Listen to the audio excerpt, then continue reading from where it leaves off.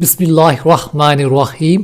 حضرت ابو ذر رضی اللہ عنہ نبی کریم صلی اللہ تعالیٰ علیہ وسلم کا ارشاد نقل فرماتے ہیں کہ اللہ تعالیٰ نے ارشاد فرمایا، میرے بندو، میں نے اپنے اوپر ظلم کو حرام قرار دیا ہے اور اسے تمہارے درمیان بھی حرام کیا ہے، لہٰذا تم ایک دوسرے پر ظلم مت کرو۔ میرے بندو، تم سب گمراہ ہو سوائے اس کے جسے میں ہدایت دوں، لہٰذا مجھ سے ہدایت مانگو، میں تمہیں ہدایت دوں گا۔ میرے بندو، تم سب بھوکے ہو سوائے اس کے جس کو میں کھلاؤں، لہٰذا تم مجھ سے کھانا مانگو، میں تمہیں کھلاؤں گا۔ میرے بندو، تم سب برہنہ ہو سوائے اس کے جس کو میں پہناؤں، لہٰذا تم مجھ سے لباس مانگو، میں تمہیں پہناؤں گا۔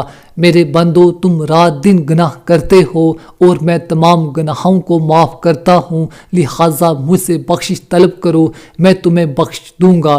میرے بندو، تم مجھے نقصان پہنچانا چاہو تو ہرگز نقصان نہیں پہنچا سکتے، اور تم مجھے نفع پہنچانا چاہو تو ہرگز نفع نہیں پہنچا سکتے۔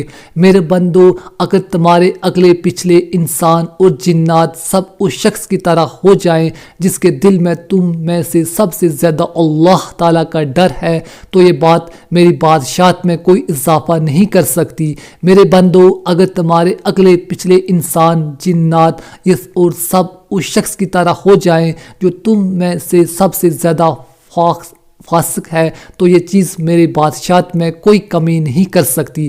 میرے بندو، اگر تمہارے اگلے پچھلے انسان، جنات سب ایک کھلے میدان میں جمع ہو کر مجھ سے سوال کریں اور میں ہر ایک کو اس کے سوال کے مطابق عطا کروں، تو اس سے میرے خزانوں میں اتنی ہی کمی ہوگی جتنی کمی سوئی کو سمندر میں ڈال کر نکالنے سے سمندر کے پانی میں ہوتی ہے، اور یہ کمی کوئی کمی نہیں ہے۔ اسی طرح اللہ تعالیٰ کے خزانوں میں بھی سب کو دینے پر کچھ کم نہیں ہوتی۔